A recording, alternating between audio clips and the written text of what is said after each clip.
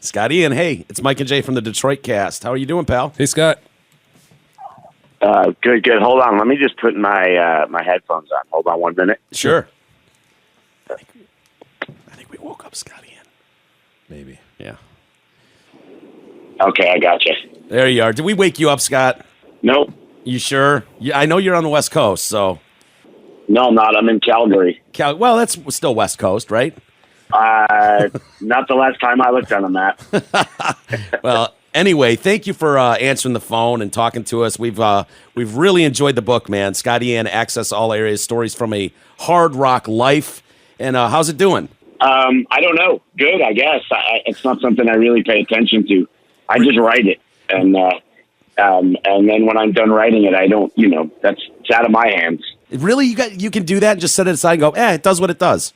I've been making records since 1984. I kind of learned how to do that a long time ago. Yeah, it's probably the best attitude. Well, I got to tell you, man, right out of the gate, when I read the Meet Me Under Ace Frehley chapter, it spoke to me, man, that like the way, like how important Kiss was to you, and when the light goes off when you found Rock and Roll All Night, it was very cool. I remember that moment in my life too. Cool, man. Yeah, I mean, I figured that story was going to connect with a certain group of people. Yeah, well, for me, it was a different band, but I remember being at a friend's house, and, the same lame shit was on the radio forever, the poppy stuff of the 80s, early 80s. And when I went to a friend's house and I looked at an album cover, and I was like, what the fuck is that? And then the music started, it was just like, in the beginning, good always overpowered the evils of all man's sins. And it goes into Shout at the Devil, and it was like, oh, fuck, now I get it. This is my life now. This is my life now. Yeah, and so, and seeing like you going to the music store and wanting to go see Kiss and waiting in line, like all of that shit, just, I remember so much of that. I miss those days. Yeah, I hear you. Yeah. Anyway, seeing you too with it, like waiting in line for tickets, I remember those. And one thing that you mentioned was, when you're first in line for Kiss tickets, Madison Square Garden, you buy 6 tickets. You get floor seats, but you're in the back of the stadium, and that always happened to me too. Why did that happen? Why did we never get great seats? I know. Who are the people? I guess it was kind of easy to figure out later on that the best seats were generally held by scalpers or the arena or the band or whoever. So, it almost seems like you had to know somebody or be willing to spend a ton of money to get those good seats. Yeah. Hey, man, you've had sort of like a Forrest Gumpian existence. As I'm reading through this book, I'm realizing like you find yourself in a lot of different groups of people doing a wide variety of things. For example, you're obviously in a world-famous band, but you're also a poker pro, which I guess didn't resonate with me. I didn't realize that. You were on Walking Dead. Is that variety in your life by design, or do you just find yourself kind of falling into things and rolling with it? I think it just comes down to schedule because, being in a band is very much, there's a lot of hurry up and wait time, especially when you're, let's say, a touring cycle finishes and then you start writing a record and recording a record. And usually in that period of time, you're not traveling so much. And I mean, that could be up to a year and a half of kind of downtime from being on the road. So, stuff just would literally fall onto my plate sometimes. And my big decision would be, is it going to be fun or not? I mean, anything I've ever chosen to do in my life was because I thought it was going to be fun to participate in. And anything that I've ever done really outside the band is just if I've had time to do it. Well, you guys certainly put yourselves in situations. It sounds like you guys weren't afraid to fail or do something risky. I mean, bands like Anthrax don't go on Married with Children. You know what I mean? Like, but you guys did. It's like an opportunity came up. Sounds cool. It's a great show. We like it. And, that had to be fun doing stuff like that. Well, yeah, like I said, the decision is always, is it going to be fun or not? And when someone from Fox calls and asks if you want to be on Married with Children, that's a really easy question to answer. So yeah, we were fans of that show anyway. So then to get to be a part of their world for a week, it was incredible. It was so outside of our box. Like you said, bands like us don't go on TV shows generally. And Yeah, but we couldn't have been more excited to get outside of our box or our bubble, let's say, and do something like that and be on Married with Children on this TV show that we watched every week anyway and loved so much. And now we get to go like be a part of it and see how it's all done. It was incredible. Well, you guys were first aiming for The Simpsons, right? Yeah. Yes. Someone from our record label was calling there at least once a week over to Fox trying to get us on The Simpsons. Yeah. And that's how we got on their radar. Scott, you seem like the perfect guy to be caricatured on The Simpsons. I can't believe they still have not had Anthrax on there, or you, right? No. Oh. Someday maybe. Well, at least that appearance on Married with Children has led to a lifelong line of questioning in terms of whether you've banged Kelly Bundy, right? You want to clear the air on that one? No, it's in the book. It's too long to explain.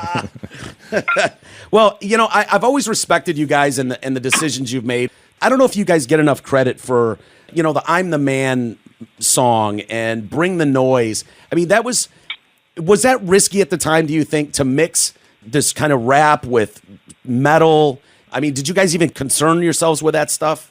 No, certainly not Bring the Noise. When we first did I'm the Man, because that song was written in like 86 and it didn't come out. The first time it came out was on the B-side of an I Am the Law 12-inch single, only in the UK. So we did actually think that, all right, if the fans don't dig this, because it's certainly obviously something different, doesn't sound like the rest of Among the Living.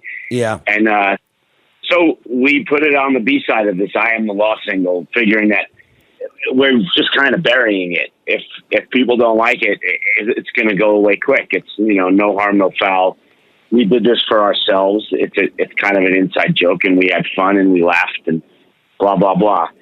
And then it goes from, it went from a B-side of this I Am the Law 12-inch to being our first platinum record. So, yeah, it just shows we don't know what the fuck we're doing. Yeah, nobody does. And people probably don't understand if there's kids today, like it's common. You'll see a country artist playing with a rapper, but back in 1986 or whatever year you said it was, that shit didn't go on. You didn't cross over. You at all. I mean, that's what was so risky about it. And Chuck, the thing you did with Public Enemy, and I don't remember. I think you were just a fan of theirs. But Bring the Noise is still such an amazing tune, and it had to be a lot of fun for you working with Chuck D and Flavor Flav. Yeah, that was great. I'm the Man certainly kicked down a lot of doors for us, and enabled us then to go further, because right from the start, I mean, all I ever wanted to do was work with Public Enemy, and because we did I'm the Man, that kind of helped make that happen. And of course, we needed an idea to work with Public Enemy, and it took till about 1990 or 89 when we were recording Persistence of Time, and that's when we recorded Bring the Noise. But yeah, it was. It's still I feel like one of the best moments in my or our career, certainly. And, and I'm still friends with Chuck. I wrote with him yesterday. Oh, no kidding. Nice. Well, we had Flavor Flav in studio a few years ago, and that dude, like, literally kicked in the door and was fucking on. He was hilarious. We were playing, I don't remember what song we were playing. He literally jumped on a hot mic and just started rapping his ass off along to his own lyric. And it was like, this guy's amazing. I can only imagine what he was like in 1990. He's Flavor Flav. Yeah. I wanted to ask you, Scott, about your wife, Pearl, obviously. Famously, her father's Meatloaf. And again, we had him in studio a few years ago. And I tell you, he was the funniest, told the best stories. What is Meatloaf like as a father-in-law? That's obviously I get that question a lot. And my answer is always like, if you're married, what is your father-in-law like? I'm not a father-in-law. Yeah. You're not, but it'd be funny if you came back and said, well, my father-in-law is Paul McCartney. Like, I trump you. Yeah. I mean, it's what's normal to me. I've been with Pearl for 18 years. Meatloaf's been in my life for 18, well, longer if you want to count the fact that I've been a fan since 1978, but he's personally been in my life for 18 years. So it's really become normal to me. I don't look at him. It's not like you go to his house and he's got his stage set up and he's running around with a bunch of scarves on singing "Bat Out of Hell." I mean, it's not like that. Yeah. We talk sports and we talk music, and we come from the same world. We live on the same planet. The music business. So we have a shit ton in common, and look, the guy has great stories. I'm not going to say it's just like boring old dad or something. That's what I mean. That's what I meant, really. Yeah, but those aren't my stories to tell. So those are his stories. So, but yeah, he's got great stories, and he likes to share them, and it's awesome to be able to sit around sometimes and listen to stories from the 70s, and because he was best friends. I'm not going to give anything away or out anyone or anything, but he was best friends with John Belushi, and so that's like I was such a fan as a kid, and Belushi, he died in 1982 or something, and he's been gone for so long. So to even know somebody who knew him and was friends with him and hung out with the guy and raged and partied with him, it's kind of a peek into a world that doesn't exist anymore. I mean, Pearl. Here I go telling stories, even though they're not really mine. But she grew up in their house in Connecticut. She had to be maybe, I don't know, 6 years old probably at the time. And Belushi would just show up at night and break into their house, and Meat would come walking downstairs, and Belushi would be in the kitchen with the refrigerator open, sitting on the floor, eating food out of their refrigerator. He took a car service up from New York City and would just break into their house. Oh my God. See, that's, yeah. And Pearl, she has clear memories of sitting watching the Blues Brothers movie with him. Yeah. And him never once saying to her, by the way, that's me in the movie. She didn't even know at the time. Oh my God. Because he looks awesome. different. He's got the costume on and the suit and the glasses, and and then he's just sitting there normal, watched the whole movie with her, and then she found out, of course, afterwards, oh, that's John. Wow. That's a trip. See, it's gotta be nice for you to know that, I can honestly say my wife loves me for me, because there's no way you're going to impress her with rock star status and stories, No, there's no, absolutely. Gene Simmons and Kiss, I wrote about in my book, how big of a fan I am. Yeah. She's known Gene way longer than me. When her best friend is Diana Ross's daughter, and she was 8 or 9 years old when Gene was dating Diana Ross, and they used to hang out, and she just called him Uncle Gene. I'm like, you're fucking kidding me. Yeah. She's like, yeah, it's just Uncle Gene. I'm like, oh my God. Oh, that's incredible. Well, your attitude about kind of being taken with certain people that you've come into contact with in your life really comes through in this book, and is part of what I really liked about it. Is it's even though you're a big deal yourself, you seem to relay kind of what just normal fans think of when they run into, say, Madonna. You kind of tell those stories. Yeah. Well, I don't want to give too much away. Again, this is kind of like the centerpiece story of my book, at least in my opinion.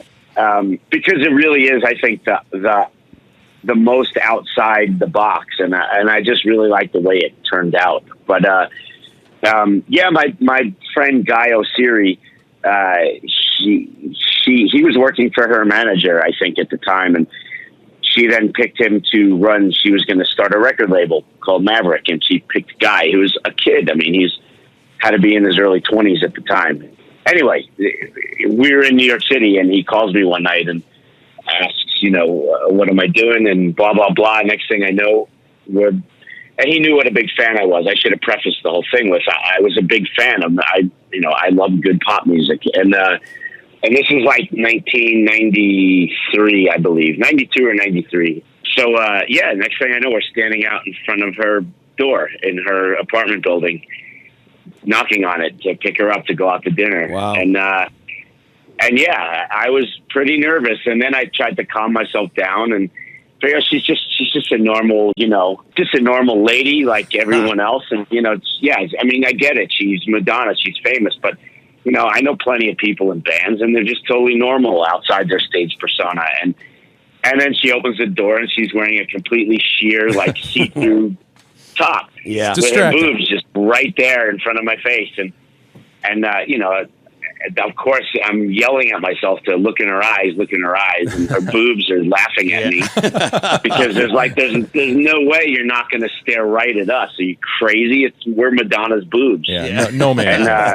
And the evening only got better from there. So it was actually a great time, and she actually couldn't have been a nicer lady. And it does get much better, so don't think we're giving the whole book away. Again, the book is called It's Scotty and Stories from a Hard Rock Life. Access all areas, available everywhere. And, you know, of all the things, and Jay and I have mentioned, there's so many ups and downs and different things you guys have done through your career. And where does being a zombie on The Walking Dead rank? Because I can't think, that's almost cooler than being an Anthrax, to be honest with you. Yeah, it's one of those moments that if I didn't have a record, usually you say, well, I've got the pictures to prove it, but I've got it DVR'd and I've got a copy on a DVD, if I didn't have the evidence, I would almost think I was making it up. It's so surreal that I did that. Even when I wrote the story in the book, and I spent a couple of days working on that story, and even still, I caught myself shaking my head a couple of times. I can't believe this actually happened.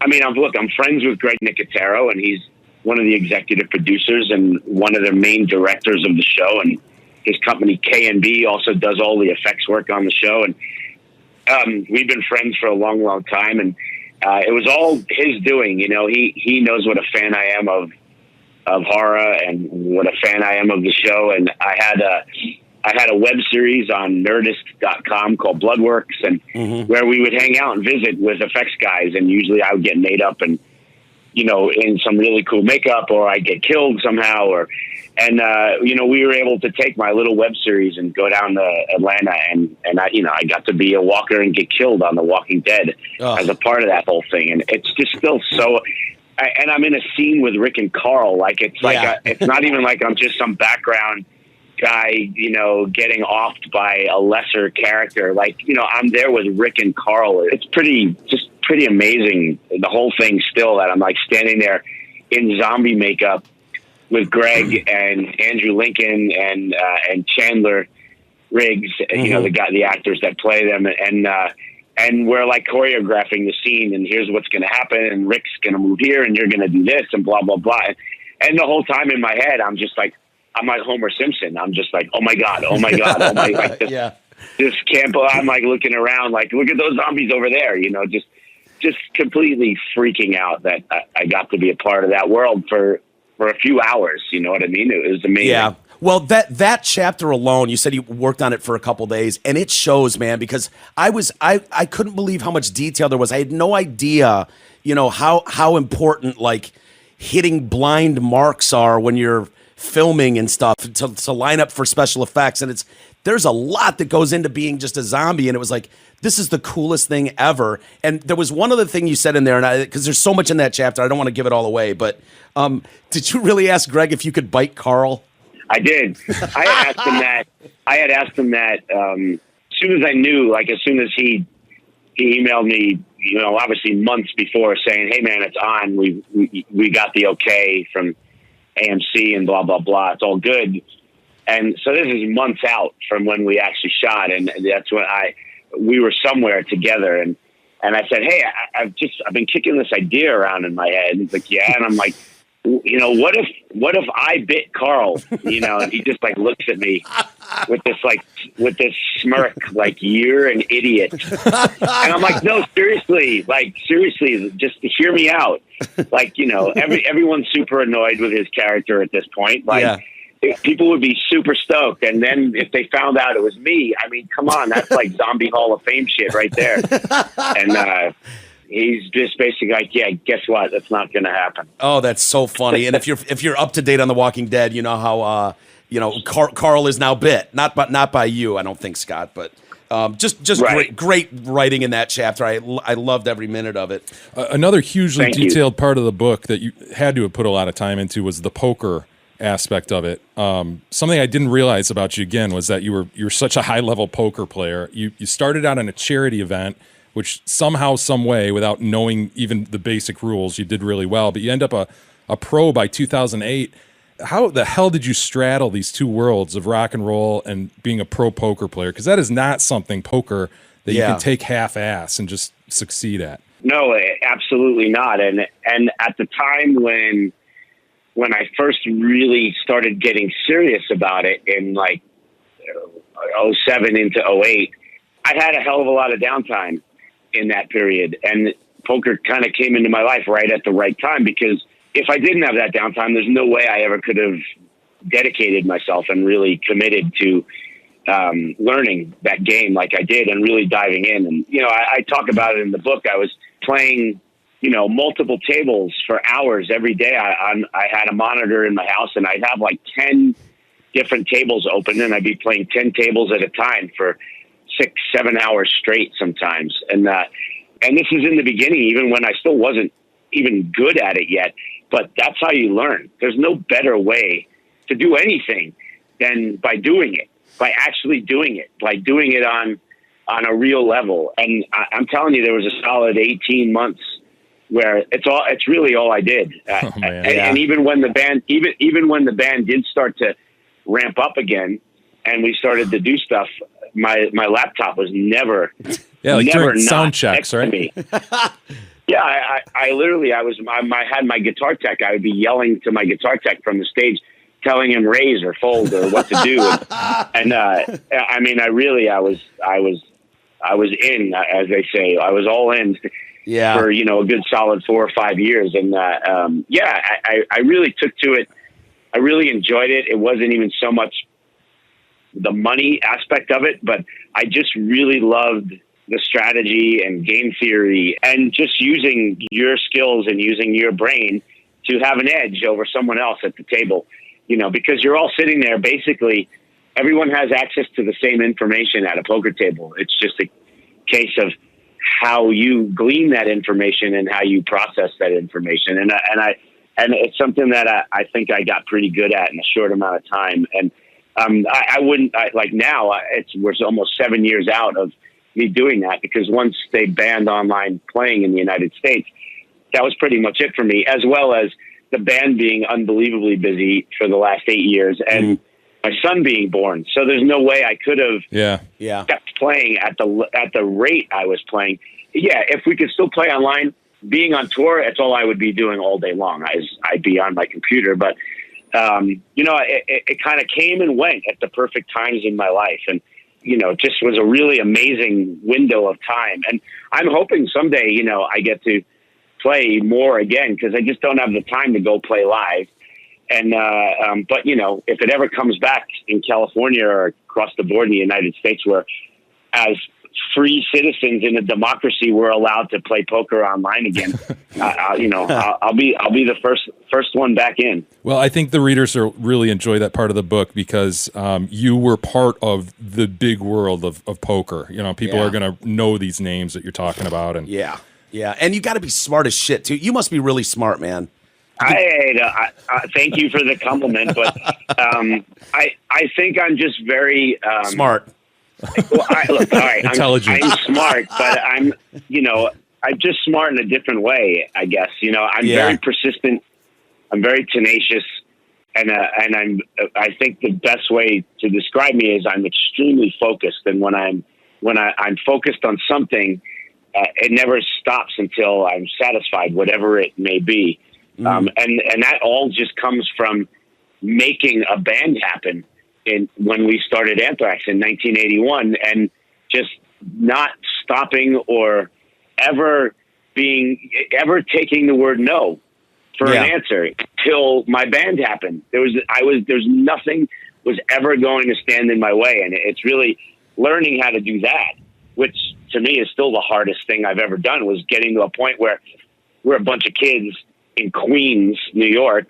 Nobody knows anything, and we're writing our own songs, and nobody could give a shit anywhere on the planet about us, and nobody knows who we are.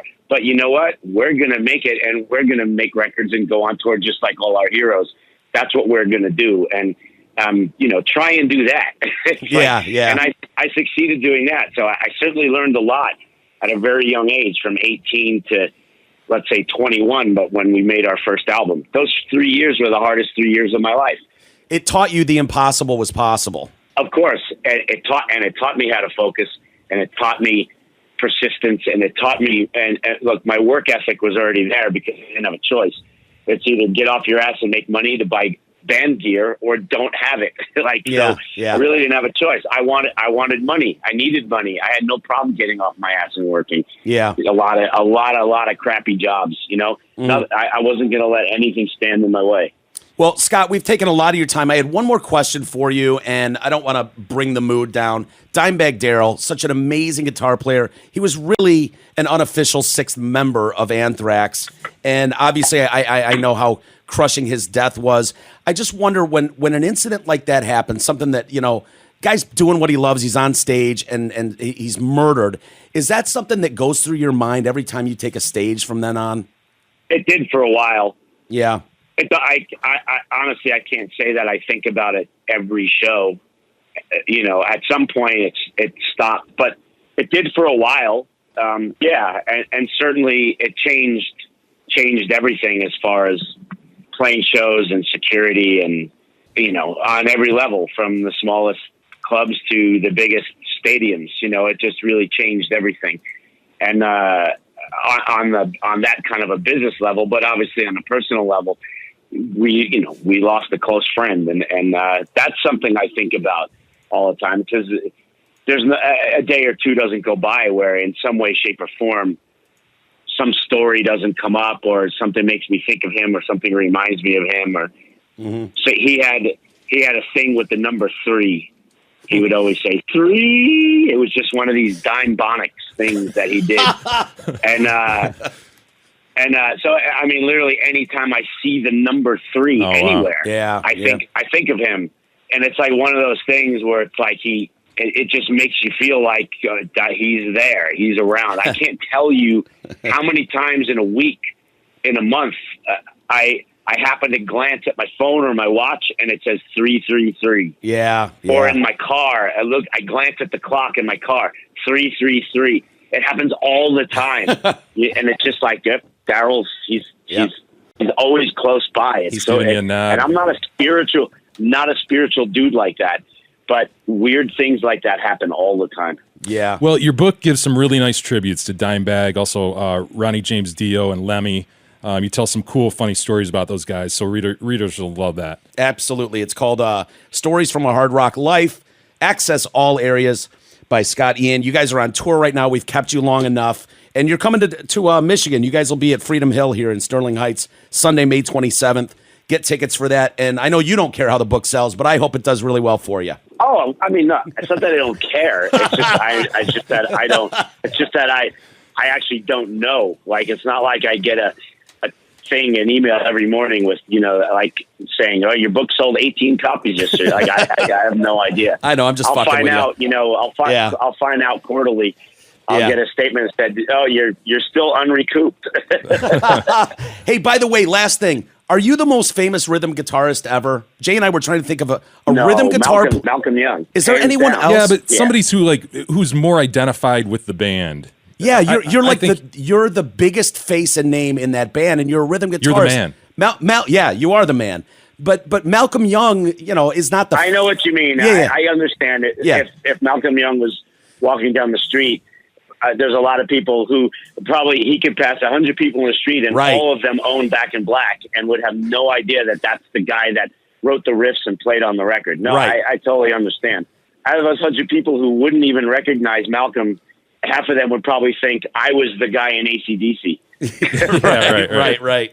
I'm famous because I have a bald head and a beard, and I have it's an easy, recognizable icon. My look is very easy. It's like an emoji. It's very easy for people to remember and what it looks like. Sure. But still, not even so much the connection. Yeah, a lot of people know I'm in Anthrax, but there's way more people who just know my face because they've seen it somewhere. But have no idea what band I'm in. I mean, that's the first story in my book.